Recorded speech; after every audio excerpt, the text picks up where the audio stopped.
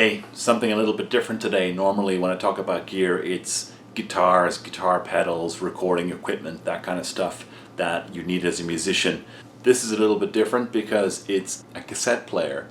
But the reason I want to review it is, if you're like me, you may have a bunch of old cassettes that have demos on them or old ideas.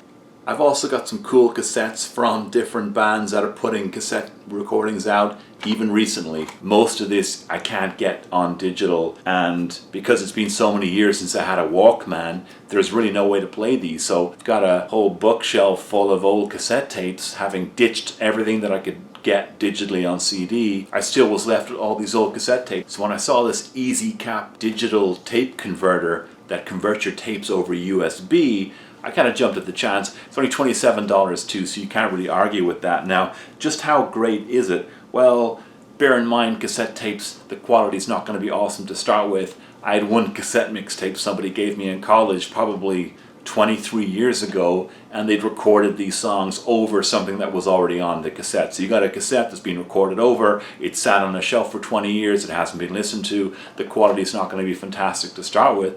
But some of these other cassettes, these are recent releases from bands, so the quality should be a little bit better. So you have a range of quality that you're starting with. So when you're trying to assess the quality of a device like this, you've got to bear that in mind to start with. This is not a true A/B test because I don't have a cassette tape player other than this new device that I bought. I don't have an old Walkman, so bear that in mind. However, I have a good sense in some cases what the digital version sounds like. You can get this digitally, so I know what this sounds like in the high quality version. And in other cases, I can remember what those tapes sounded like over the headphones. So I have a pretty good sense of what the quality should sound like. And on that basis, I can tell you the quality is not great. First things first though, the device comes with a little CD from which you can install Audacity. I didn't install Audacity, I just ran this through GarageBand, which really should be just fine. The official specs that you get on the box and in the instructions recommend that you have Windows XP or Vista 7, 8 or 10.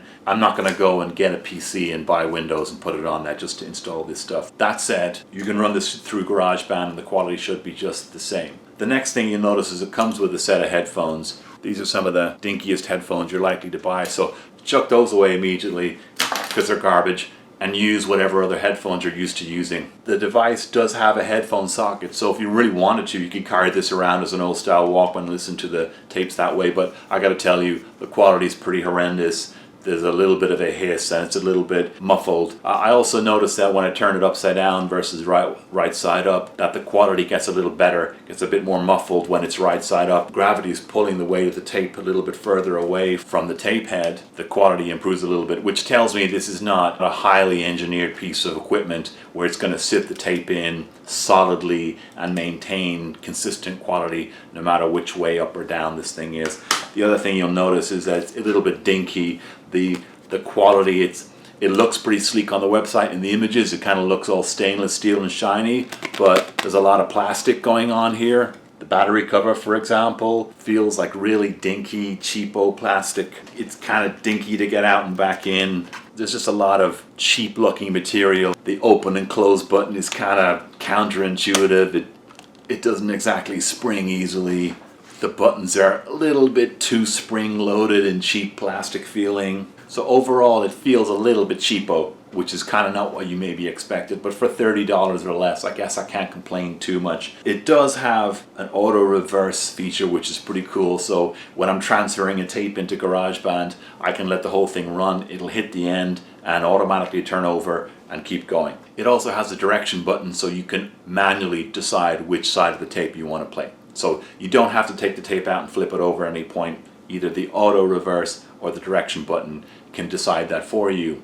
One downside, and I don't recall this being a problem on any of the decent Walkman that I used to have when I was younger, is if you change the direction of the tape using the direction button or the auto reverse, what was rewind now becomes fast forward. If you're close to the end of side A and you fast forward, you'll get closer to the end of side A, so you'll almost run out of tape. But if you flip the direction of the tape, you should be close to the beginning of side B. And if you rewind, you should get closer to the beginning of side B. But by rewinding on side B after flipping the side of the tape, it actually fast forwards through side B. What was rewind now becomes fast forward. It takes 2 AA batteries. I don't really know what the battery life is like because I haven't fully exhausted it, but I have a suspicion that it's not that good, because in trying to find a specific track so I could compare it to the digital version, I had to do a little bit fast forwarding and rewinding. But when I found that track and began to digitize it, it felt slow to me.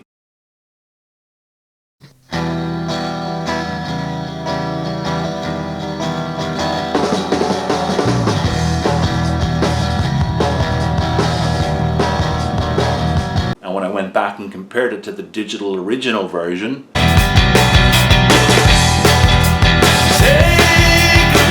it does indeed feel like the cassette version is now slower.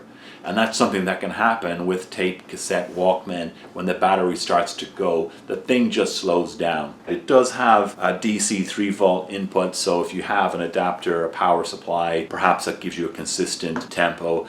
With this device, I now have the option of digitizing all my old cassette tapes, and for the ones that have dictaphone notes or old music ideas, it's probably just fine. I can't listen to those cassette tapes at all, so having any level quality of version is just fine, even if it's not perfect quality. But for tape cassettes that I really wanted to have a good quality listening version of, to listen to with pleasure, the same level of quality as I remember cassettes being in their heyday, this probably isn't going to do it for me. For $30 or less, can't argue too much, but if you really want higher quality, more consistent, reliable USB conversion, there may well be a better device out there on the market. And I would encourage you, if you want higher quality, to do a little bit more research than I did and go a little bit further. But for me, this will meet my basic needs for now. And I'll leave you with one of the first guitar tracks I wrote upon moving to New York in the year 2000. Difficult year. It's a difficult city to move to. That first year is rough. And I was in my early 20s. I definitely had a different sense and worldview of things than I perhaps do now. So I wrote this fairly dark feeling song, and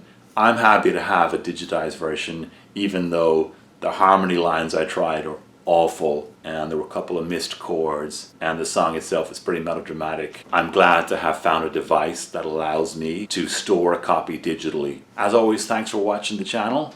If you like what you see, click that subscribe button and click the bell so that you're always notified when I post new content. I send out my voice to occupy the darkness. I hope to hear dimensions in the echoes. Once I sent my words out, I did not hear them anymore, and I was left to stare in silence, hear the darkness. Yes, it's possible to live like this forever.